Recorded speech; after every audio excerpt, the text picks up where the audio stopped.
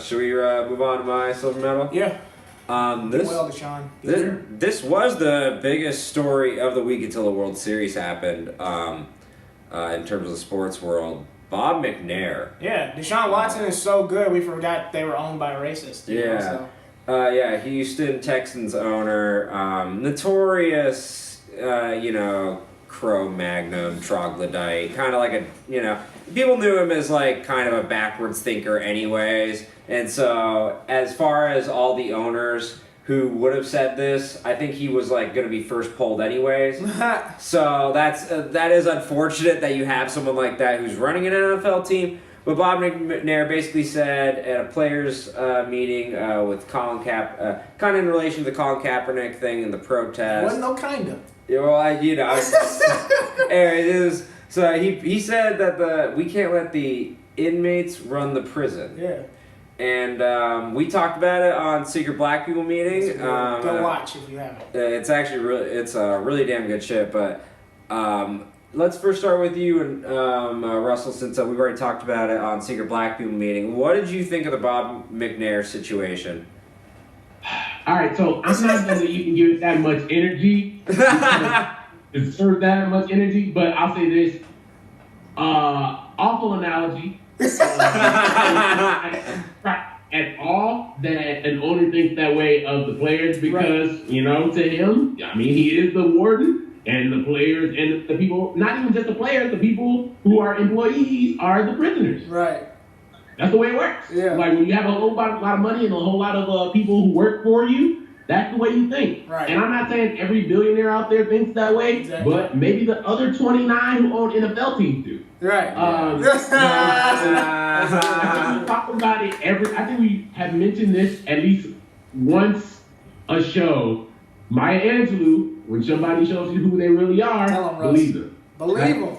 So it's not just a mistake. It's not just, it might have been this time. This is how these owners think. Yeah. And people should have. We knew back when the whole Colin Kaepernick thing started. Exactly. We knew this how thought because nobody would give. People would rather give Brandon Whedon a job than Colin Kaepernick. It makes no sense. Even today, the Texans just signed read option system and not Colin Kaepernick. They signed Case Keenum, didn't they? To me, people think, why you got to keep. I'm tired of talking about this. To be honest. Not just because, I just think from a football perspective, this is stupid. You should just sign him and be better at football. Yeah. Yeah, who's tired of talking about it? Talk about what the best teams in the NFL are. I want to talk about what the best NBA players so far through 2-3 weeks are. But I can't because stupidity keeps raining down in the field world and in the sports world. Right. So it's one of the things you have to do. But yeah, Bob there, it's just another.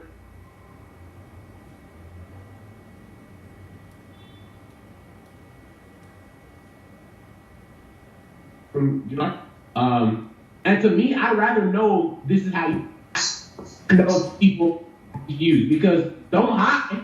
Right. I want you same energy all the time. Right. You know what I'm saying? So yeah, he's got the Dan Gilbert mentality. Like, you know what I'm saying? Like I own you. You know what I'm saying? And like Shannon Sharp put it the best on FS1 when he said, like, if this is what you say in public, then there's no telling what you're saying about me in private. You know what I'm saying? Because that's the thing. When Donald Sterling got caught saying his racist stuff, it was because a girl, I think it was even illegally, recorded him. You know, he had no idea anybody was listening. Mm-hmm. Bob McNair had the attention of everybody in the room when he said this. Yeah, so that means he believes in this. He knows this to be true, and there's no point in apologizing. Why? You made a public. When does somebody apologize for making a public statement? That's how you feel. Yeah. That's how you feel. That's what you think about these people, and that's what you think you are. So, I mean, I think the apology was hogwash because that was a public statement in a meeting that was supposed to be professional, and you say something like that that's the way these guys. That's the way these guys think. And so there's a lot of people saying, "Oh, it's just a figure of speech," and no, because the thing is with what's going on in the NFL right now, we knew who he was talking about, and we knew what he was talking about. We knew what he meant by it. And so it's just for how long are we gonna let the league be owned by people like this who basically can say these things, act on these things? I mean, and the thing is, like you said last week, we were talking, his actions preceded all this. I mean, donating $4.5 million to Donald Trump. It's just like he didn't even have to say this for me to know what he thought. You know what I'm saying? Yeah, and like what you said when they say it's just a figure of speech. Well, actually, he modified the original figure of speech. Yes. It's the inmates run the asylum. Right. And when you say inmates running the prison, I think it's ironic that Colin Kaepernick, at the very start of this whole thing, why was he kneeling? He was kneeling in response to the inequality in the justice system and then the police brutality that occurs because of that. Right.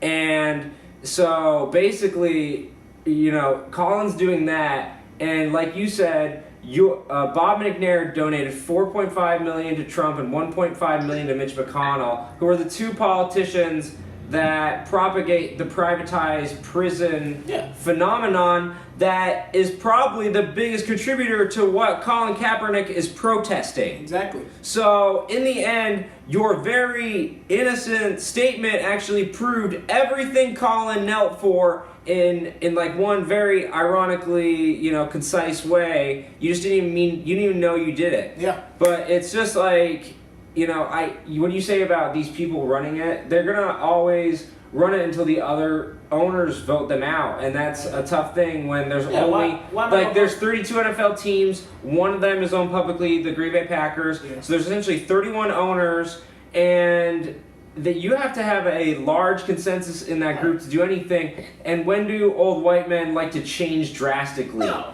It's there. And it's just like, why am I gonna vote you out if I think the same thing? I'm just not the one that was dumb enough to say it out loud. You telling me it's not at least 20 owners out there that probably have said this or something worse? Jerry Jones had a private call with the owners to try to talk about Roger Goodell because he wants to get Roger Goodell, and he only had 17 of the owners, and you still need 24 to vote for you out of the 31 to get Roger Goodell out, for instance. And so it's like they have trouble, coming to agreements on something pretty obvious, like Roger Goodell is not a very good commissioner, we shouldn't have given him an extension. Right. So it's going to be really hard for stuff like, hey, we're going to vote one of us off the island. It's not really going to happen. You have to have a Donald Sterling equivalent moment in the NFL. That barely happened. And to be honest, to me, this was kind of this was just as bad in certain ways because you're talking about systematic stuff.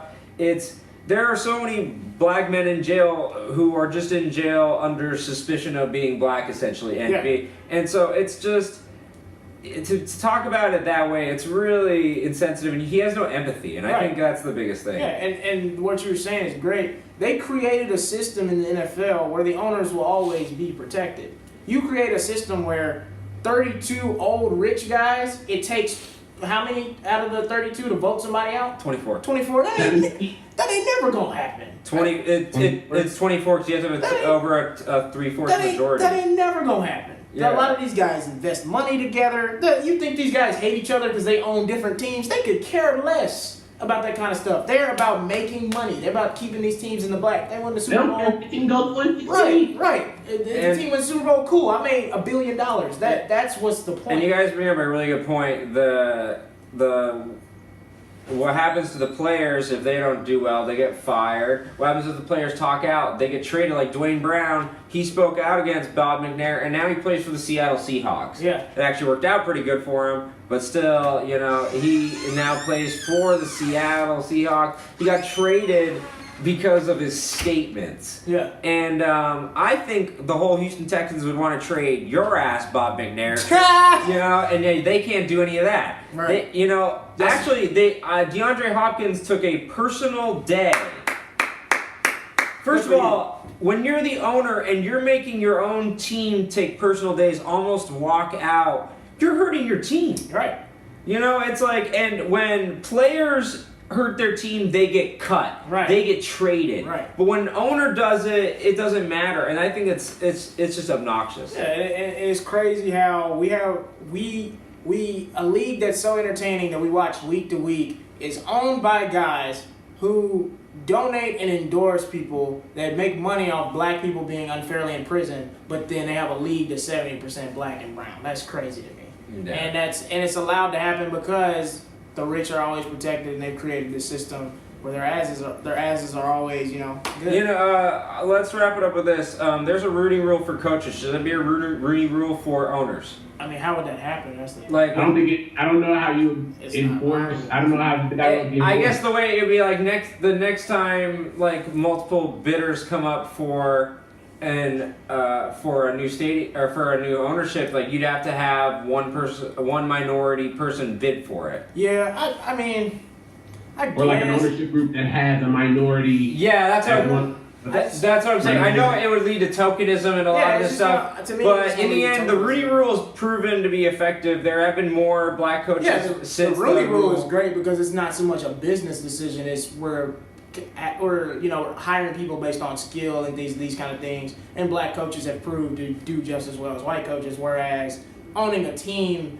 is such a business thing, and the way the wealth gap works in America, white people own 90% of the wealth. How many people can we really put together to own these teams that are people of color? Where, like you said, it won't be just a thing where it's six rich white guys. All right, let's throw Niles in there too to make it look okay. You know what I'm saying? So you don't want to get caught up in that either. So it's I don't know what to do about the NFL. I do think at some point, like you look at like what's going on in Hollywood right now, and there's a need for diversity in a lot of these places, and it's just a bunch of old white guys, and you could use a mix in there. I think that's really what it comes down to. They have no problem with diversity on the field. So and it's a and when it's a meritocracy on the field, black people do pretty damn good. Yeah. So why can't it be a meritocracy in other areas? I don't know. But that was the end of the Silver Medal Podium topics. We'll be right with the last commercial break. We talked about my roast a little bit. Here's a commercial for one of my roasts. We'll be right back.